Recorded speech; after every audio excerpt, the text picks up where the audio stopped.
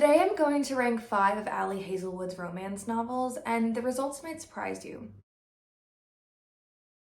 Welcome back. My name is Caitlin and I love to read.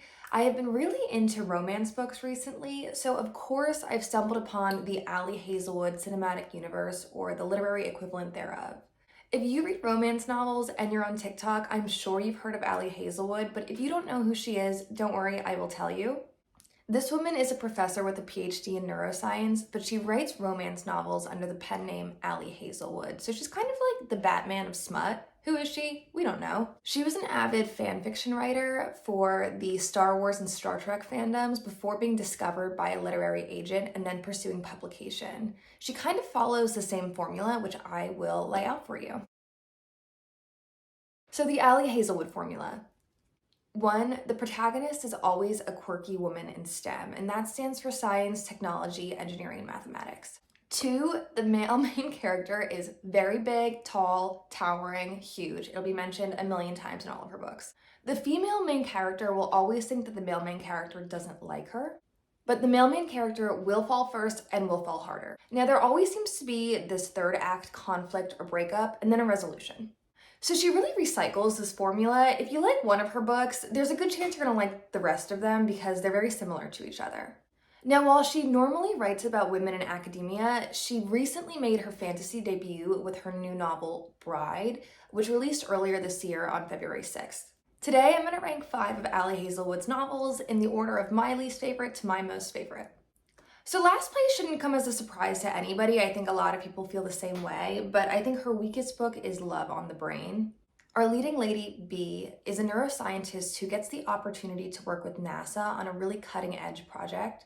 Unfortunately, she has to work alongside her grad school arch nemesis, Levi Ward. B is an uber quirky heroine, and don't get me wrong, I like a quirky girl, but oh my goodness, Ali Hazelwood just takes that quirk dial and ramps it up to 100 with her. B has purple hair and galaxy leggings, which didn't we all in 2013, but this book was published in 2022. She's vegan and cries whenever she sees roadkill, so there's several instances in the book where she is just in tears in a car because she sees roadkill and can't stop herself from crying. And she's also super afraid of spiders, so much so that when she sees a spider, she faints every single time.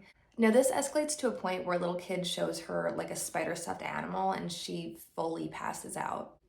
And she is completely and utterly obsessed with Marie Curie, so much so that she makes this anonymous Twitter account where she highlights the issues of women in STEM called What Would Marie Curie Do? Now, I do like the You've Got Mail-esque romance that goes online between B and Levi via this Twitter page.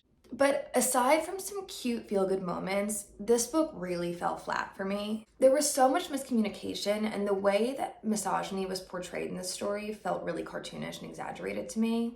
In a male-dominated field, of course you're gonna see misogyny, and of course that's an issue that should be addressed, but a lot of times it's little nuances, and it's subtle, and it's more of a whimper than a bang. This is a very real issue that women face, especially in this field. So I just would have liked to see it portrayed and tackled in a way that I thought was more realistic and more helpful to women in STEM who may be dealing with this. One way that our heroine answers to this misogyny is she just calls the men names in her head. Like Levi Ward, she calls him Ward ass, which is supposed to be like play on hard ass. She calls like peer reviewing, sausage gatherings, or what was it? Sausage referencing. And then when men are around like an area, she calls it like a worst fest. So it was just childish.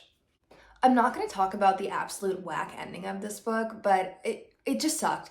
This whole book made me swear off Ali Hazelwood for a while.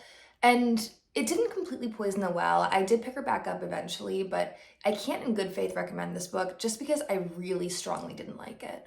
So in 4th place, I put Bride, which is Ali Hazelwood's new fantasy book, and it's set in a world that follows 3 species. We have vampires with a Y, we have wares, which are werewolves, and then we have humans. And these 3 species are living together in like bordering territories, and there's a lot of political tension within the 3 groups.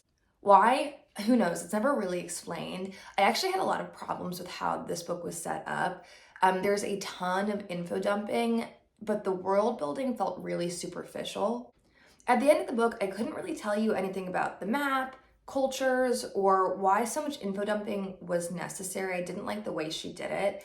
And in fantasy books, you really want a more fleshed out world. So if you were a fantasy reader and you're expecting that, you're going to be disappointed here. So our female main character's name is Misery Lark. And she is a vampire who gets set up in this marriage for convenience with the alpha werewolf named Moreland. He's in this because he wants to forge an alliance with the vampires as the new alpha, and she has her own agenda for agreeing to this marriage. Misery's best friend Serena is a journalist who is working up a case and vanishes suddenly. Misery's worried for her. She doesn't know what's going on. So she goes to Serena's house and she finds this crumpled up piece of paper with the name Ellie Moreland on it. She thinks that the werewolves might have something to do with her friend's disappearance, so this is her way of getting into wolf territory and doing some digging. So not only does this deviate from Ali Hazelwood's normal academia setting, but we're also throwing in more of like a mystery component as well. Now let's talk about the romance portion, and it gets weird. Now, I like weird shit, but this was too weird for me. We have lots of blood play and biting, and we talk about the werewolves not during sex. So I didn't like the smut. I didn't think the mystery portion was very well done, and I also didn't love the romance between the two characters. I just didn't think it was very believable, and I couldn't tell you a thing about the guy aside from he's an alpha werewolf. He was just such a non-entity to me in this book. I don't know, maybe if I was 13 and I had just finished the Twilight Saga, I would be a lot more into this, but it just was not it for me. I would love to hear your thoughts on this book because it's got a very high rating on Goodreads and I'm surprised by it. So maybe I'm the odd one out and everybody else loves it. Let me know what you think. 3, this may be a surprise for a lot of people, but I did put The Love Hypothesis as kind of my middle tier book of Ali Hazelwood's.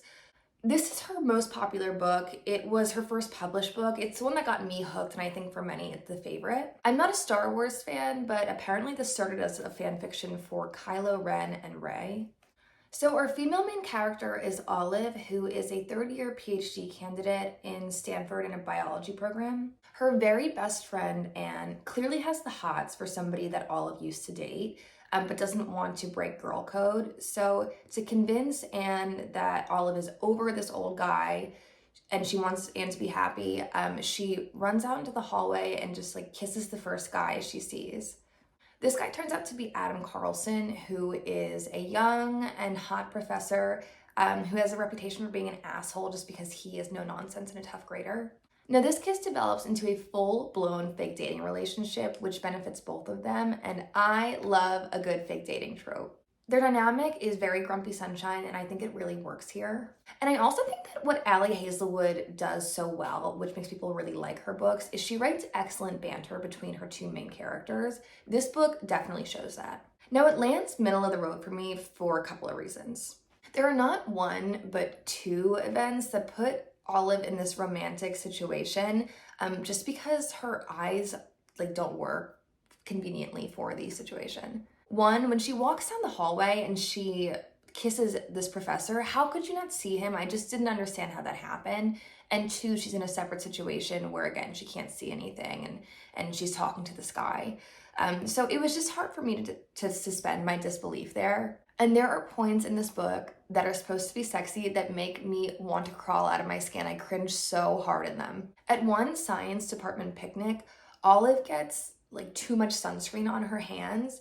So her friend Anne brings the professor over, Adam over, and she makes Olive rub him down shirtless in front of all of their peers. It was awkward. It was so awkward. I hated it. And in a very full lecture, full of their peers and colleagues, Olive sits on Adam's lap, and the whole thing just made me squirm. It was really uncomfortable, and I just can't imagine that PDA and your work. And at one point during the sex scene, Adam fits Olive's entire boob in his mouth.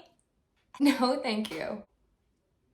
Okay, anyway, so number 2 is something that surprised me. It's Cze Mate, which is Ali Hazelwood's first and only young adult novel. I didn't expect to like it so much because I don't know, it's young adult, but it's actually a really good book. Now, I will preface by saying that I love The Queen's Gambit. It's one of my favorite TV shows of all time, and so this book is very, very reminiscent of that and that storyline.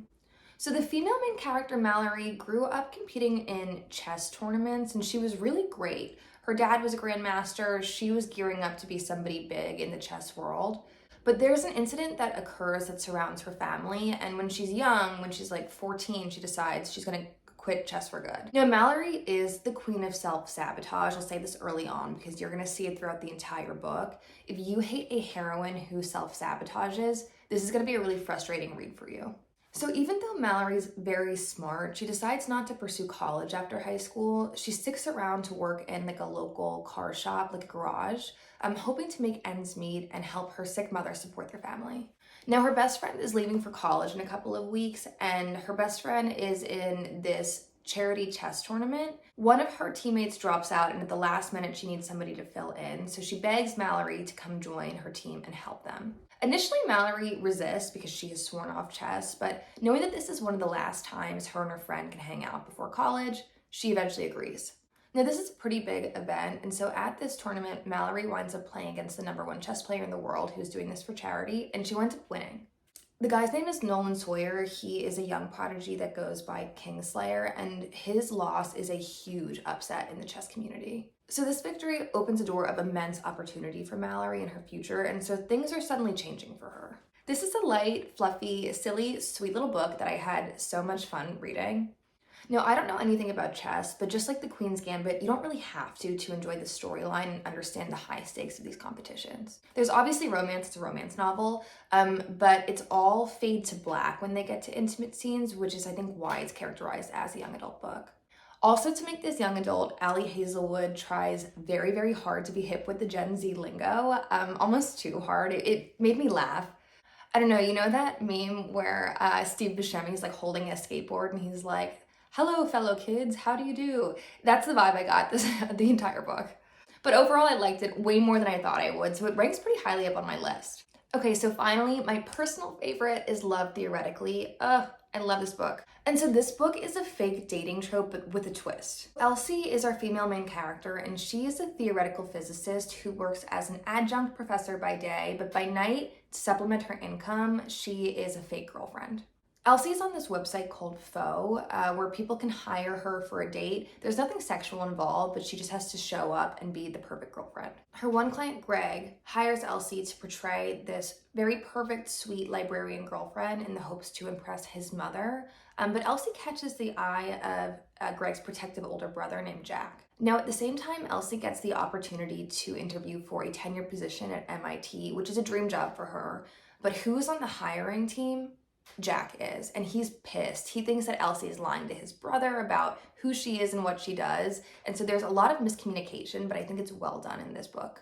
And I love, love, love the way this academic rivals to lovers trope was portrayed. Jack and Elsie are just my favorite of all of Ali Hazelwood's couples. I think that there's a ton of chemistry, and I love them together. The banter is just immaculate in this book. And Jack is the perfect romance boyfriend. He's handsome, he's brilliant, he is so sweet and protective, he has this quiet self-confidence, and by the end of the book, he has a lot of respect and admiration for Elsie, and not just as a person, but as a physicist. So this is my favorite book by a landslide of Ali Hazelwood's. I think it's fabulous, and I would definitely recommend it if you like romance novels. Thank you guys so much for joining me. I had so much fun making this video, and I hope you guys had a lot of fun watching it. If you did, please subscribe, and I'll see you soon.